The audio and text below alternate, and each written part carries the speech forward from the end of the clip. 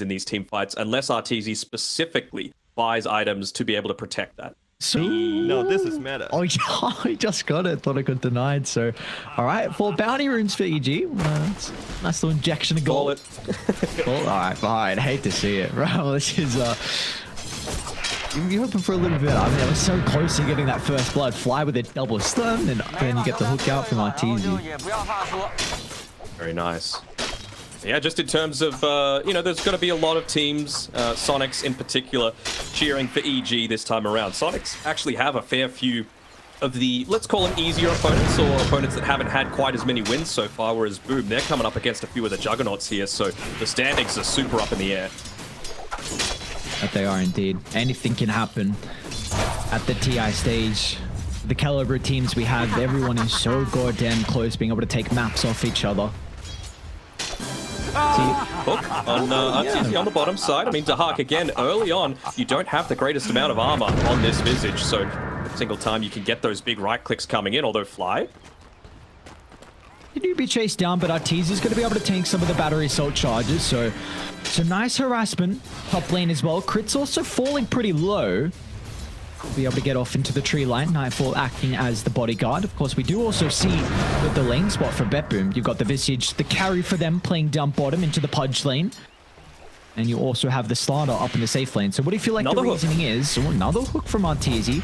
Still without the level 2. Need that rot to be able to hold the Hawk into place.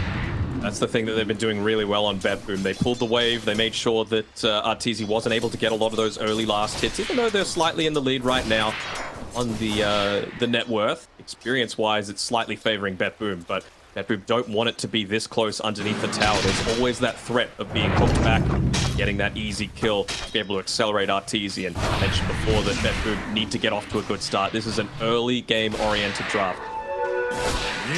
Bottom lane, the action will always continue. Fly. That time that you spent up with a simple rotation that just didn't work out. Lyle can actually go there for ABED, but do they have the damage? I don't think they do. I don't think they do as well, even with the Hawk being nearby. It's a nice bounce forward. Hawk being down Fly, but this hero is relatively tanky. The Ocean dodge of the Storm Hammer. Lyle's okay for the moment. Doesn't get a lot of distance away. He can move on as Crit puts ABED into the middle. One more right click is going to be able to secure the kill, but now ABED's in a compromised position as the Hawk is going to be able to secure a big kill for BetBoom. Roger as well as pushing on forward. They're going to turn it back onto Fly. They can use the Pango illusions to tank. Map can open up a little bit. It can cause the next movement that comes out from Lyle to actually result in maybe a tower going down. On mid lane. They're going to be cautious because the smoke from BetBoom, Roger and Seneko connecting straight onto the Templar Assassin once again with Nightfall's rotation. Is going to be enough chaos to keep the Templar Assassin alive. They need detection. With the centric drop, they'll be able to bring him down, but EG bringing the forces to be able. Nice scam. Very nice scam from BetBoom. They're going to play with their own counter smoke. So trying to get to bottom, maybe baiting to Hawk in the lane. They've got to be pretty quick though. They're going to be able to scout the Hawk out. TPs are starting to come through, but the more the kisses should be able to deal with the passive easily enough. Meanwhile, under the tier 1 tower though, BetBoom. And Fall's got a big ABED to play with if required. Gonna get some distance with the onslaught, but the rest of the boys are starting to move over a beautiful cogs push away. And they're gonna be able to bring him down though. Nightfall ever so tanky. The Pulverize gonna be stopped in its tracks thanks to the swap. In fact, it was the Dismember instead. Now with a cookie on forward, RTZ trying to get on top of this. Back to the shooters. Back to the shooters. Just calm down.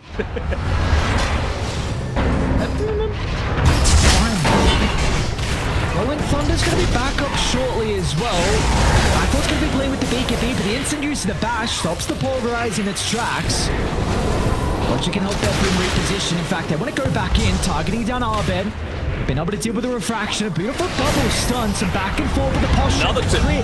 Finds an opening to the double stun. This can enable Nightfall to charge into the middle, but he just gives over his life, and with the disarm, ABED can't continue to right click. They need to bounce back off the wall while unable to find an angle to get onto the Templar Assassin. So in the end, a 1-for-1 from both sides. And just using the Manta illusions to push out some of these waves. Big reason is why Lyle is now top of the net worth. Roger's got great positioning. They're going to see Arteezy moving on forward. Oh, it connects. A blind hook from Arteezy onto Roger, but the hook shot from himself. Roger will still die. Nightfall's going to charge in, and BetBoom feels strong enough to take the team fight. Lyle's going to try and find an opening with the Rolling Thunder, targeting down Fly. They don't want to heavily commit to put themselves in a compromised position as Crit. He's going all the way to the right side as well, so another freebie from BetBoom. But look at the impact. Had one on the bench, he would have used it by now. Scout out with the familiars for now. No hook shot for another 15 seconds. On to Lyle, let's see if they can pull him up. Great use of the lead to dodge, but still the stun is there into the dismember. Lyle's going to make it to the high ground, but the melt damage blows him up, and now they'll drag them all into the river. It's still EG, they're losing members. Notice acting like the raid boss. He doesn't give a damn about running into the middle in combination with the Hawk. Bottom Nightfall. Looking for a solo kill, but it's very close to the tier 1 tower, and he doesn't have many members of EG nearby. He can look to rotate in. Lyle's the initial target's going to be able to get some distance away. Can they bring him down though with the first life? They're going to be able to secure it thanks to the Mortimer Kisses. They'll turn to Seneko next in the river as well. A great start of the fight for EG, but can they get more? As Arteezy finds the hook onto Lyle, is just caught out to Pengli. Doesn't have any of the boys protecting him. And now EG going to move over the triangle. The familiar stun covering the TPL. Beautiful micro from the Hawk. It looks like Roger will not be as fortunate. No escape. Just 50 gold left before he picks that up onto Hark. You've got the Aghanim Scepter now on the clockwork as well. You know how much I love that, just providing a little bit of extra vision. Nearly level 18 on the Pango with the Basher. Nearly level 18 on Notice as well. That's not good though. No, not at all. Be cautious. They need the slaughter. Nice side step though. Roger's out on the hook. Seneko might be forced to swap. Quite. In fact, he's going to swap Nightfall into the base. Instant use of the BKB, protecting the Primal Beast. They might even be able to go for Roger next as well. He's caught outside.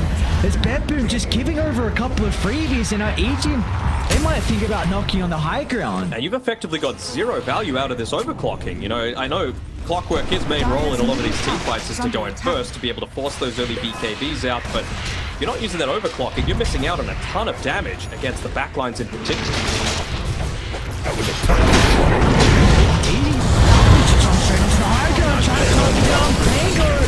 Lyle's in trouble without any way to keep him alive. They're going to turn to Notice next.